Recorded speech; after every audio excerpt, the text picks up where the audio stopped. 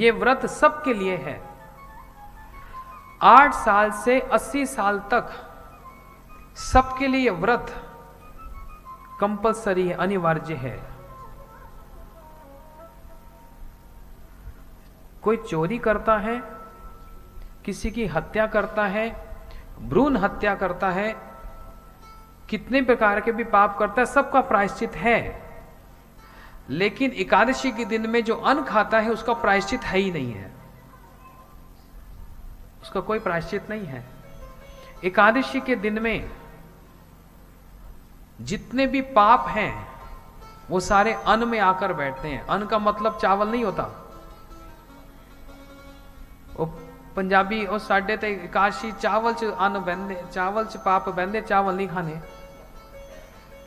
रोटी खा सकते हैं, ऐसा कुछ भी नहीं है। अनाज, गेहूं, चावल, सब अनाज में पाप है। एकादशी के दिन में, उस दिन एकादशी के दिन में अन्न खाने का मतलब है पाप खाना। और पहले से ही हम बड़े परेशान हैं हम लोग। जबकि एकादशी के दिन में कोई व्रत यदि कर ले तो जन्म जन्म के पाप ताप विनष्ट हो जाते हैं।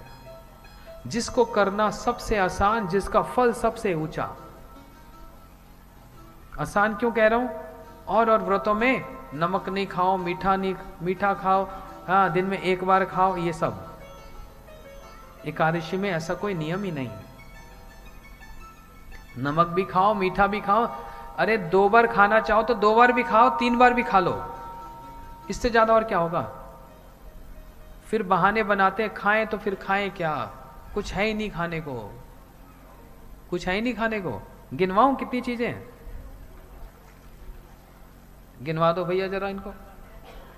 मूंगफली खा सकते हैं ना, और मखाना खा सकते हैं ना, बता दो भैया। आलू की सब्जी खा सकते हैं, पनीर खा सकते हैं, दही, दूध, बनाना शेक, मैंगो शेक,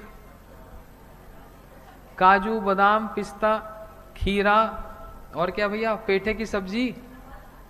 और एक चीज जो बच्चों को बड़ा अच्छा लगता है, जानते हो क्या है? आलू चिप्स, फ्रेंच फ्राइज।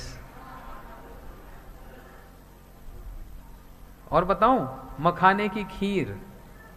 और बताऊं, फ्रूट क्रीम। और कितना खाओगे? पेट नहीं भरता। चुपचाप सुने जा रहे हो, कह रहे ये भी नहीं कहते बस करो पेट भर गया, इससे ज्यादा और कितना खाओगे? तो आप सोचोगे फिर उपवास क्या हुआ जब 3 बार इतना सब खा लिया? तो उपवास का मतलब होता है, उप के निकट वास को उपवास कहते हैं। उप का मतलब होता है भगवान, श्रेष्ठ। वो दिन है भगवान के निकट वास करने का दिन। इसलिए शरीर को जितनी जरूरत है, किसी को दवाई है, किसी को शुगर है, कुछ भी, दवाई भी उस दिन खाना मान्य है, खा सकते हैं। दवाई खाने में कोई दोष नहीं है। और समाज में एक अपवाद है कि जो सदवा है उनके लिए एकादशी नहीं है। ये बिल्कुल झूठ बात है। किसने कह दिया ये बात? 8 साल से 80 साल तक सबके लिए एकादशी का व्रत जरूरी है। ये शास्त्र की बात है, अपने मन से नहीं कह रहा। व्यास आसन पर हूं, झूठ नहीं बोल रहा हूं, सबके लिए है ये। सारे व्रतों में सबसे बड़ा व्रत, पति के लिए करना हो, पत्नी के लिए करना हो, किसी के लिए भी करना हो, एकादशी का व्रत सबसे श्रेष्ठ व्रत है। इसलिए आप प्रयास करो, जो सारी चीजें मैंने गिनवाई ये सब खाओ, एकादशी का व्रत करो। कोई नुकसान नहीं होने वाला, शरीर घटेगा नहीं, भगवान की भक्ति बढ़ेगी। क्योंकि माधव तिथि भक्ति जननी, एकादशी तिथि को कहा गया है भगवान माधव की तिथि है। माधव का मतलब होता है लक्ष्मीपति। घर में लक्ष्मी लक्ष्मी लक्ष्मी पुकारते हो, लक्ष्मी आती है तो उसको धक्का मार के निकाल देते हो। माधव तिथि, माधव का मतलब कौन? जो लक्ष्मी के पति, उनको माधव कहा जाता है। एकादशी का व्रत करने से लक्ष्मी आती है, एकादशी का व्रत करने से शांति आती है, एकादशी का व्रत करने से भक्ति आती है। और क्या है?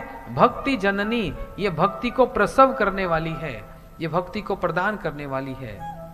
इसलिए सब एकादशी का व्रत करो और भगवान का नाम करो। यही दो चीजें भागवत जी का सार है। नाम संकीर्तन यस्या भागवत जी में अंत में यही प्रमाण निकला।